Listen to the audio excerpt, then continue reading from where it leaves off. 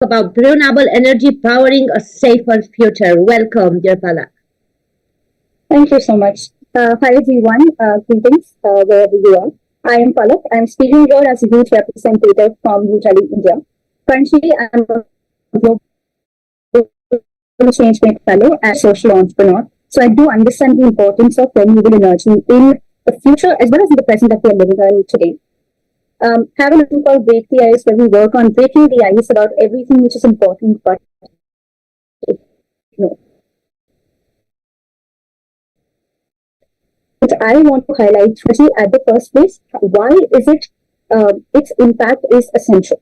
In the world that we live in today, the shift towards renewable energy is not just positive, but it's a necessity. And the more people understand this urgency, which cannot be overstated, the better the world will become.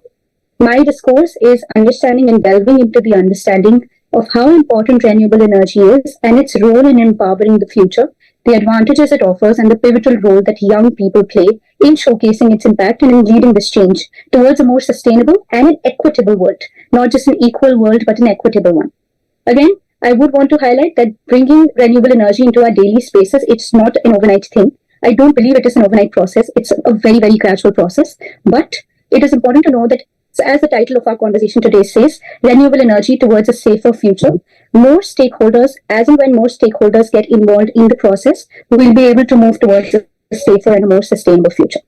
Um, uh, we need to realize that the different actions that we take as a society, as a community, by involving different stakeholders, can bring a lot of change. And of course, all of us have faced the impact of the COVID-19 pandemic. We can see the growing impact of global warming, of climate change, and of depleting resources. And that needs to be an eye opener for all of us. Now, before I dive into the implementation of renewable energy and present my recommendations and suggestions as a young person, I also wanted to highlight more about the sources of renewable energy. Number one is the power of the sun. All of us are aware of solar energy.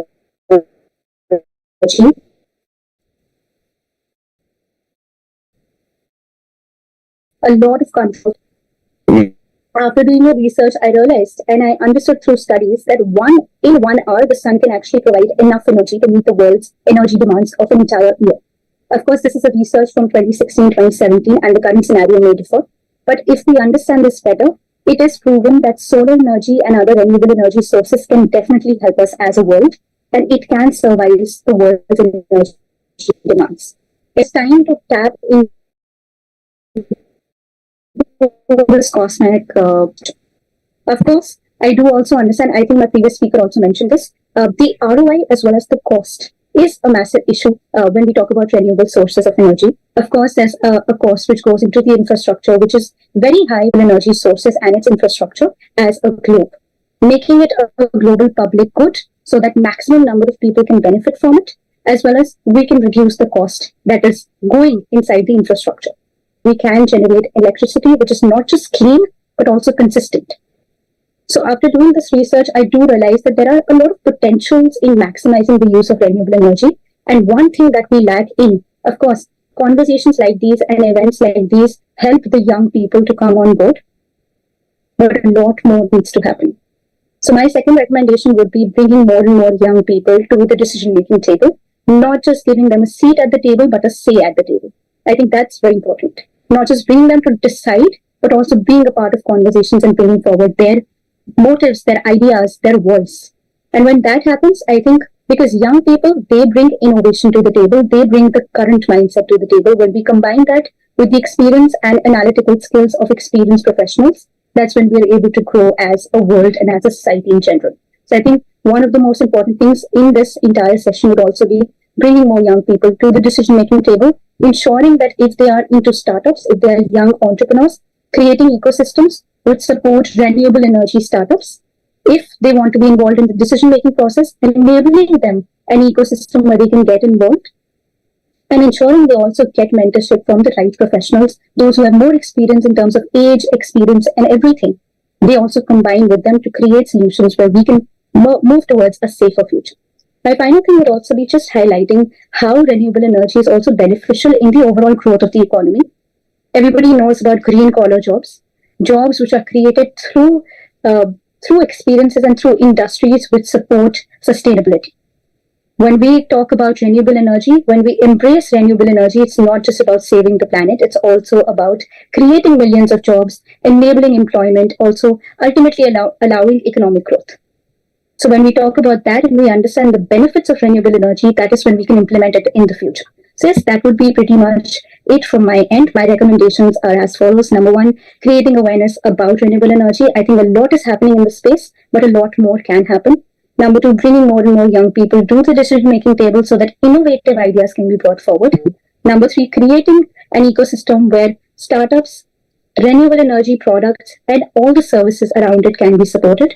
And number four, just understanding how important it is to create a better, more sustainable, cleaner, and safer world. Thank you so much. Thank you, Ms. Palak. That was a brilliant indeed.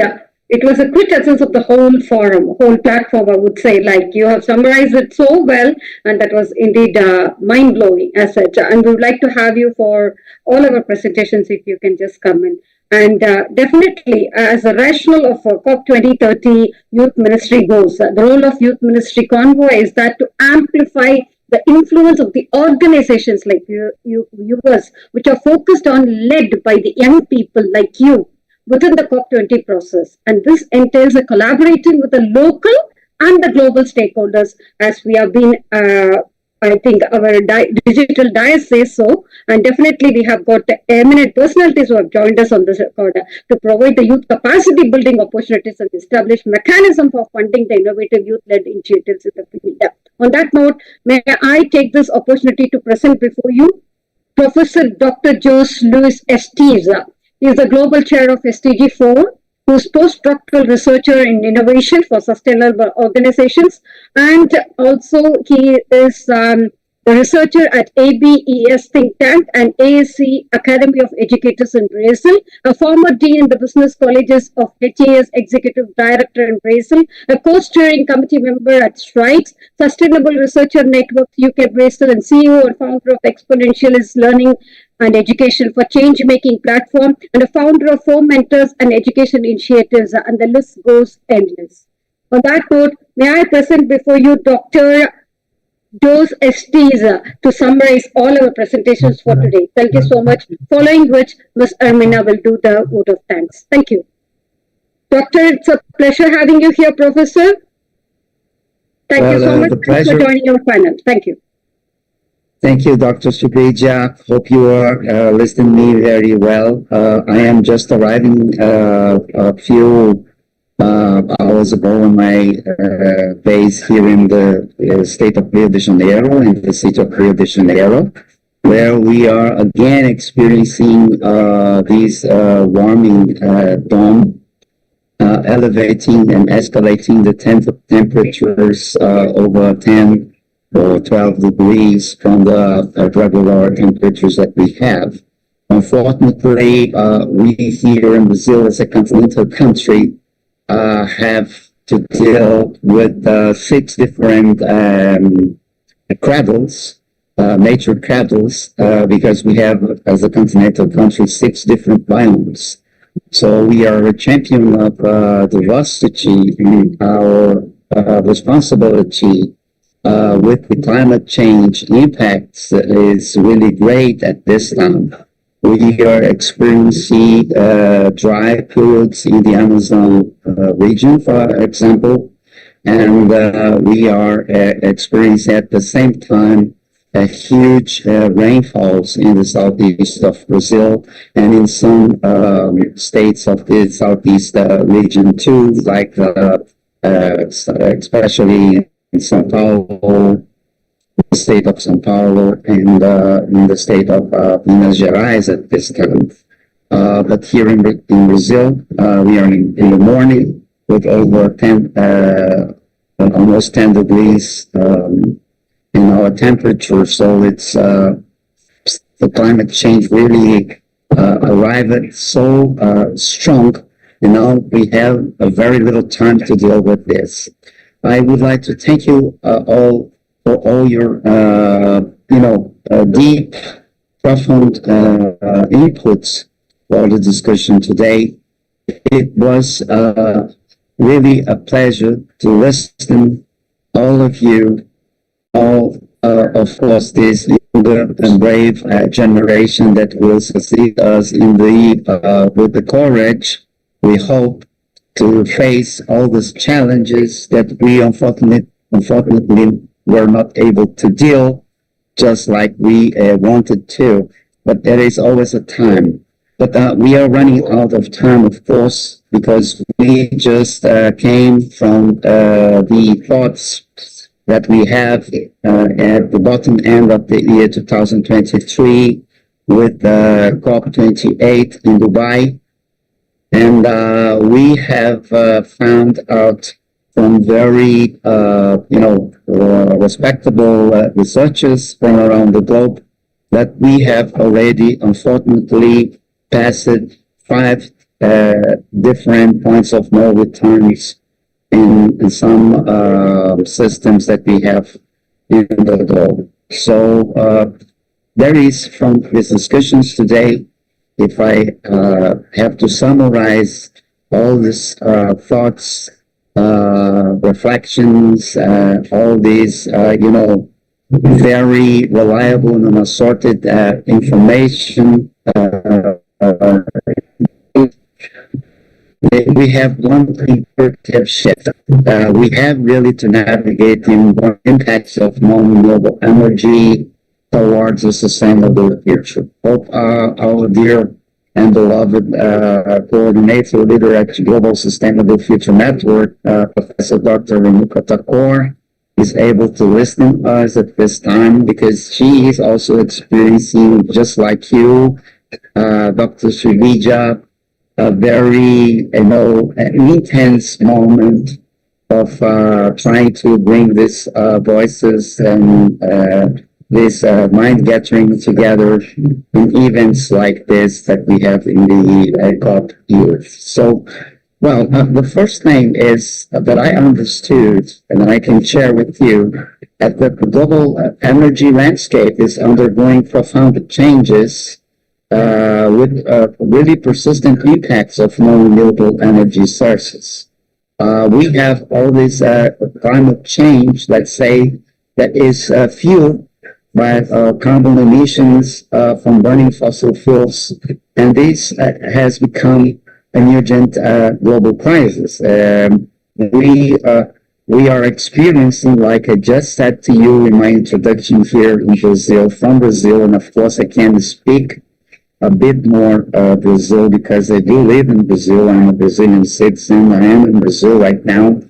But of course, you will be able to speak more about these impacts of the climate change in your countries and how this is affecting your behavior and your societies. This is something that to really take a closer look, because we have to merge ourselves in a global voice, in a joint speech, in order to, avoid these hardest climate change impacts globally.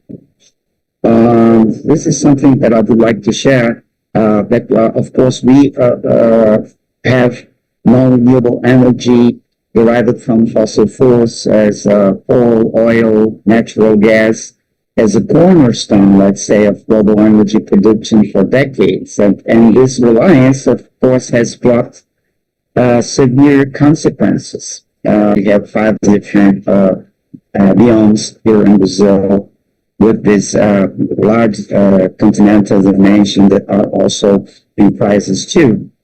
From the presentations that we have today in this morning, I believe that I can speak for all of you too, that we, in the sense that these effects of climate change are unmistakable.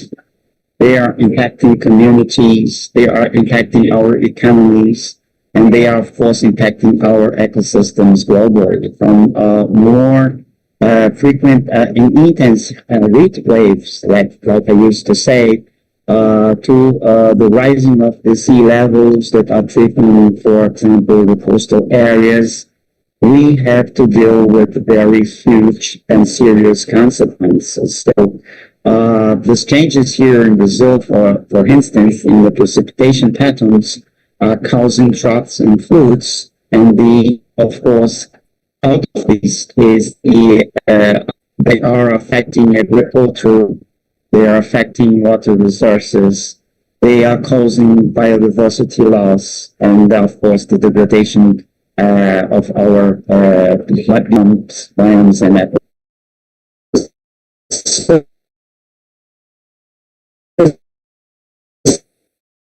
systems. The main output of the discussions and the reflections and the inputs that we have in this morning, we have to transition to renewable energy sources urgently. This transition to renewable energy sources is not only an environmental imperative, but it's also an economic and social need. Renewable energy offers for us all, no matter if you are talking about what's going on in Africa, what's going on in Asia, what's going on in Europe, what's going on here in Brazil, in South America, in Oceania. It's a sustainable alternative that mitigates climate change impacts and, of course, will foster energy security. We are experiencing here in Brazil a shift already in our energy matrix, trying to grab as much as possible all these richness in order to foster this renewable energy into our matrix. But of course, we have to illustrate always the impacts in our country. Extreme weather events. We are really suffering with extreme weather events that are increasing the frequency of hurricanes, typhoons, like in Asia, droughts, like in the south and the southeast part of Brazil right now, and for those controlled populations. We have problems of rising sea levels in the coastal cities, including some major cities like I can remember Miami in the US and Mumbai in India, facing inundations due to rising of the sea levels. Some months ago, in summer, the temperature in the Mexican Gulf was over 40 in the water. So how can you afford to be in a beach where the temperature of the water is over 40 degrees Celsius? We have all these agricultural disruptions that are happening worldwide. And so, what I realize is that we have to change mindsets, and we have to foster ourselves as researchers, as leaders, think tankers, to cope with this renewable energy subject. So we have to address this challenge with governments, with the views to prioritize renewable energy investments, to embrace innovation, to embrace sustainable practices, because there is no way out. There is no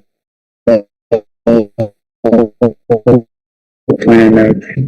We have to deal with the problems of our mother earth right now in order to mitigate this impact. So I believe that we have here an extraordinary opportunity to discuss further about this energy subject, and I really hope that in the coming future we need as a reliable tool set that we can spread out as something that can be grabbed by every individual around the globe, no matter if this individual is in India, in Pakistan, in South Africa, in France, in Germany, here in Brazil, everywhere, to deal with this as a sound and unique voice. So thank you very much. Congratulations for all the speakers that we have today. They have added a lot to our reflections, to our thoughts, and I heart believe that we together can make this change. Deliver a vote of thanks on behalf of everyone who is assembled here and also our team members. Thank you so much, Ms. Elmini. Please go ahead. Thank you, my dear. Was a really pleasure to hear Dr. Jose Esteves. I want now to say a few words. Thank you for all, because you follow us. Thank you to all speakers, and I want to all panelists. I have emotion now. I will share all the name of the panelists today. Congratulations, dear Sridhya. Congratulations, Dr. Renuka Thakore, for this initiative. Congratulations to all panel of experts, Dr. Virginia Rivera, Dr. Lakshmi, Dr. Zaira, Dr. Temi Aduloju, Professor General Eboya Charles, and Dr. Adebisi. I will present now again all the speakers. Alusan Abdullahi, Titus George, topic Make Renewable Energy Technology a Global Public Good. Dr. Hussein Abdelafat Kasem and Dr. Kelvin Makaria Kuria, Improve Global Access to Components and Raw Materials as a topic. Vishnu Swami, Tejwazi Samantha, with the topic Level the Playing Field for Renewable Energy Technology. Mulamba Yoa Perseverance and Gayatri Shankar with the topic Shift Energy Subsides from Fossil Fuels to Renewable Energy. Alexis Sandras, Joadi Masudim Fiole, Triple Investment in Renewables. Dyanshwar Premnad Palakana, Renewable Energy Powering a Safer Future. And not at the end, but not the least, Giancarlo Castro with a great presentation, Renewable Energy Powering a Safe Future. Thank you for your time. Thank you to all the people from the chat live, because you was with us today. And again, congratulations to everyone who was involved in this project.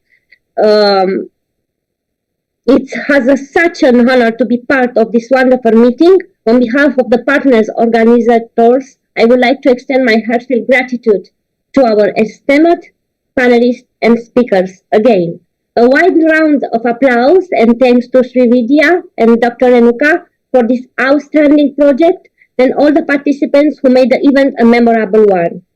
Finally, I would like to thank all of you present here, all of you present in chat live again, for making the time to be with us today and helping us make this event a great success.